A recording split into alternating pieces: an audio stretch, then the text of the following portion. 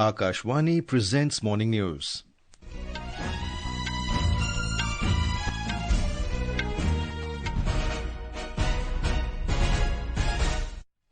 Good morning, I am VC Pramod. The headlines. Prime Minister Narendra Modi to inaugurate Utkarsh Odisha, Make-in-Odisha Conclave in Bhubaneswar this morning. India and China review state of bilateral relations, agree to resume Kailash Mansarovar Yatra, direct air services between two countries and share data on trans-border rivers. Indian Railways upgrade over 23,000 kilometers track to support train speeds of up to 130 kilometers per hour.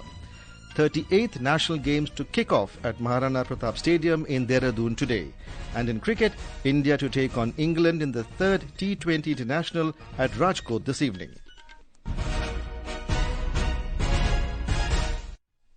Prime Minister Narendra Modi will inaugurate Utkarsh Odisha, Make-in-Odisha Conclave at Janta Maidan in Bhubaneswar this morning. It will be Mr. Modi's second visit to Odisha this month. He attended Pravasi Bharatiya Divas celebrations on the 9th of this month at the same venue. Utkarsh Odisha is a flagship global investment summit being hosted by the Odisha government and is aimed at positioning Odisha as the anchor of the Purvodaya vision as well as the leading investment destination and industrial hub in India. More from our correspondent.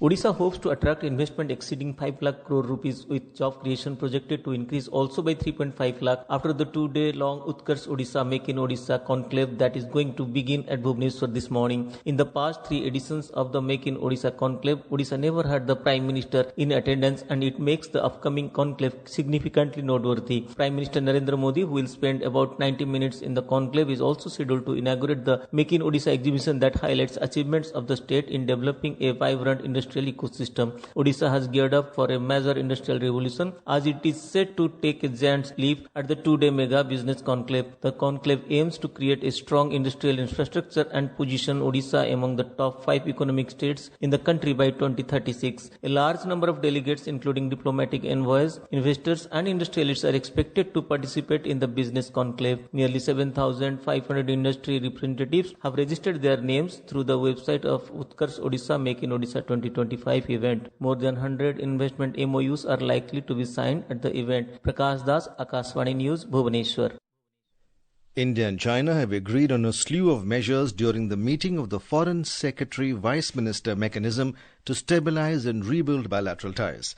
The new understandings include the resumption of Kailash Mansarovar Yatra, restoration of direct flights between the two countries, and sharing trans-border river data, among others.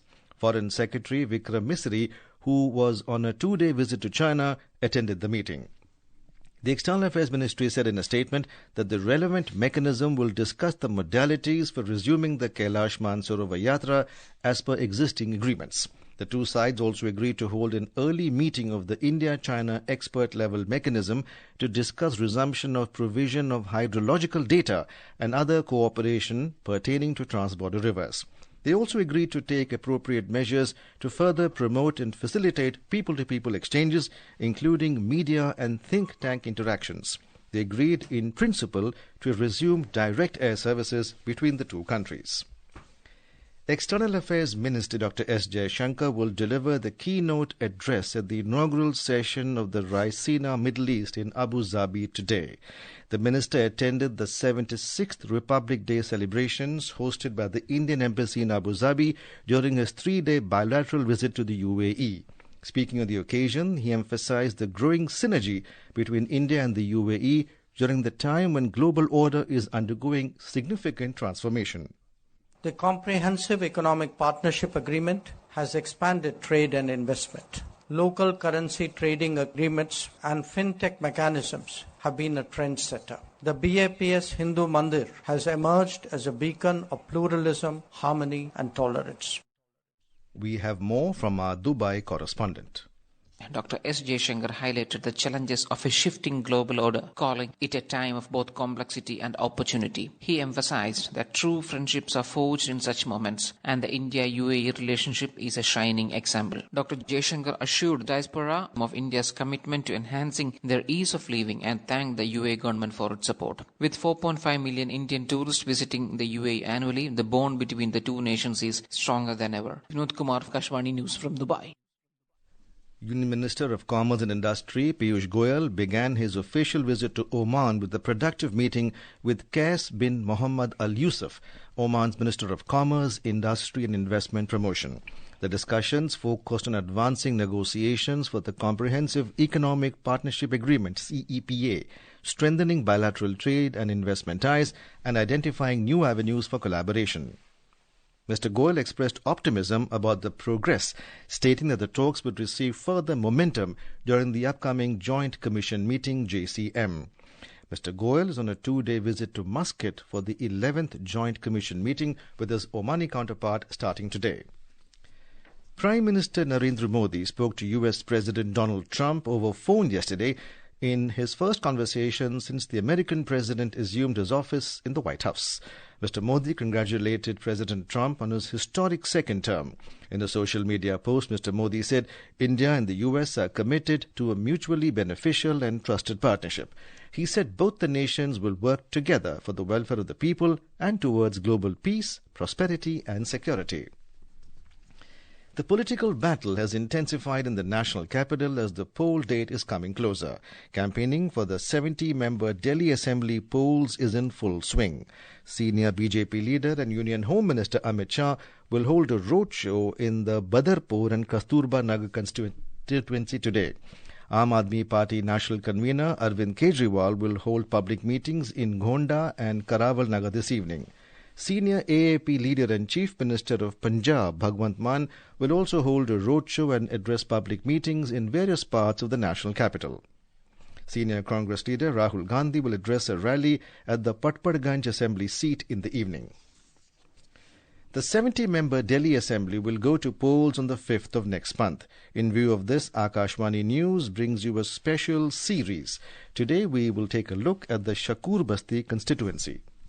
Located in the North Delhi, Shakur Basti Assembly constituency is one of the hot seats in the upcoming Delhi Assembly polls. Former Delhi Minister Satyendra Jain, who was recently released on bail after spending 18 months in jail over a money laundering case, is the Aam Aadmi Party's candidate from the seat. This time, the road to Delhi Assembly seems difficult for Mr. Jain as both BJP and Congress are not leaving any stone unturned to win this battle. BJP has fielded Karnail Singh while Congress has given ticket to Satish Luthra against the former Delhi Minister. Mr. Jain, who has secured 3 consecutive victories from the seat, defeated BJP's SC Vats in the last election. The constituency includes areas like Rani Bagh, Saraswati Vihar, Rishi Nagar, Paschim Vihar and Jalahari Market. Poor roads, sewer problems, traffic jams, parking woes and law and order are the major issues among the residents. The political history of the seat reflects a mixed trend, with the BJP having won twice, Congress twice and AAP 3 times since 1993. Saklain Akhtar, Akashvani News, Delhi.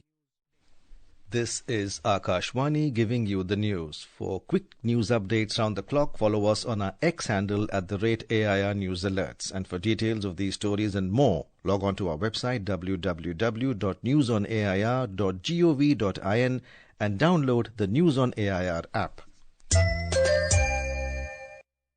Indian Railways has achieved a significant milestone by upgrading over 23,000 track kilometers of the rail network to support train speeds of up to 130 kilometers per hour. Additionally, more than 54,000 track kilometers of roads have been upgraded to support speeds of up to 110 kilometers per hour. The Indian Railways said the systematic enhancement ensures seamless connectivity across various regions and bolsters the overall operational efficiency of the railways. In view of Mauni Amavasya tomorrow, robust healthcare arrangements have been made for the devotees and pilgrims attending the Mahakumbh at Prayagraj. Our correspondent reports that the Central Hospital at the parade ground is fully geared up to deal with any health emergency. A report.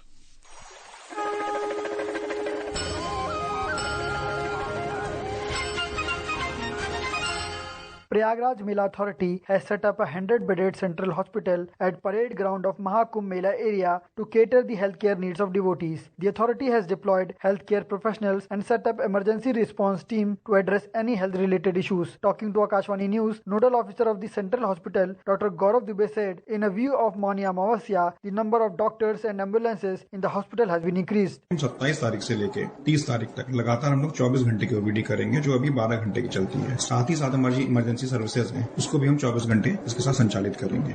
A team of 80 Ayush doctors are also providing round-the-clock medical services at 20 OPD centers. All the medical services which are being provided in these hospitals are free of cost. With Deependra Kumar, Aman Yadav, Akashvani News, Prayagraj.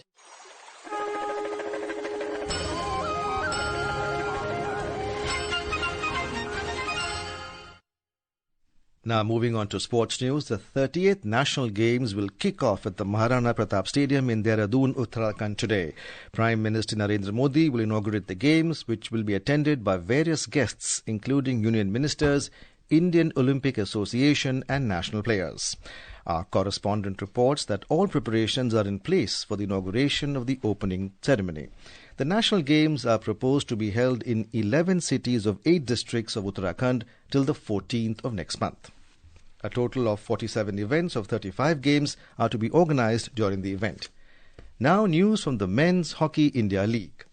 On Monday, the first match of Hockey India League was played at Birsa Munda Hockey Stadium in Rourkela. The match was between Delhi SC Pipers and Srachi Rar Bengal Tigers. The Delhi SC Pipers ended the campaign winless as they fell to a 1-2 loss against Srachi Rar Bengal Tigers. With this win, Srachi Rar Bengal Tigers moved on the top of the points table with 18 points, and Delhi Pipers are at the bottom of the points table with 5 points, and they also ended the campaign in Hockey India League. The second match of the day is JSW Surma Hockey Club defeated the Vedanta Lancers by a margin of 5-3 in a thrilling and high-scoring match. With this win, Surma Hockey Club moved third in the points table with 17 points and kept their hope alive for semi-finals. And Kalinga Lancers are at 6th place with 12 points. Today in Hockey India League, Team Gonasika will play against Hyderabad Tufans at 8:15 p.m. in Birsa Munda Stadium, Rourkela. Manoj Yadav, Kashmani News.